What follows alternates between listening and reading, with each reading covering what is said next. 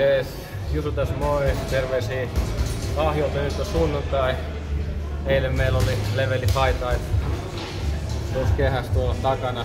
Nyt mä tulin, täällä on hyvät sunnuntaisparrit, niin pääsee jotain mattoa pitkästä aikaa, niin voi välillä keskittyä tähänkin. Ja, mites meni, niin turpaa tuli, mutta oli hauskaa. Ja, Husu on kyllä kova jätkä, respektit Husulle ja Teos muitaille. Siellä on Pipona Suomen mestari ja ei syystä, että kyllä on varmasti kova treeni, kova taso. Muutama juttu tuli tuossa mieleen, että pienenä debriefinä eilisestä hommasta, niin se 3 kertaa 3 minuuttia, niin se oli huono idea.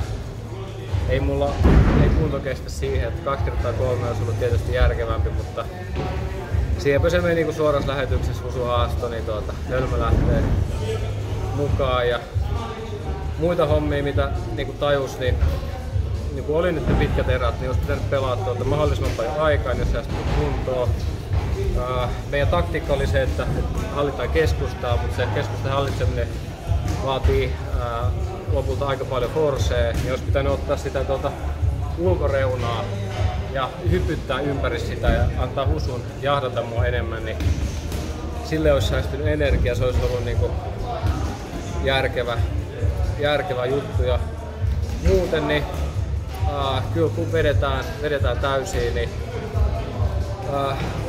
osa tekniikoista, hommia mitä tekee sparreissa, niin ei ne välttämättä toimi yhtään samalla tavalla. Ja kyllähän se aina yllättää, mutta pitää lähteä yrittää.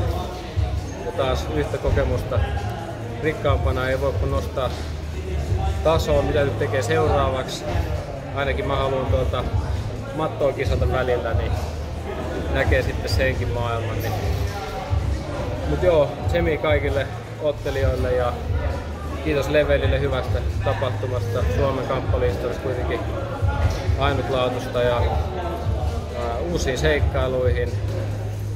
Kiitos kaikille valmentajille ja kruulle ja kaikille sparrikavereille, kenen kanssa on saanut vetää. Ja, jatketaan saman malliin ja katsotaan mitä sitten seuraavaksi.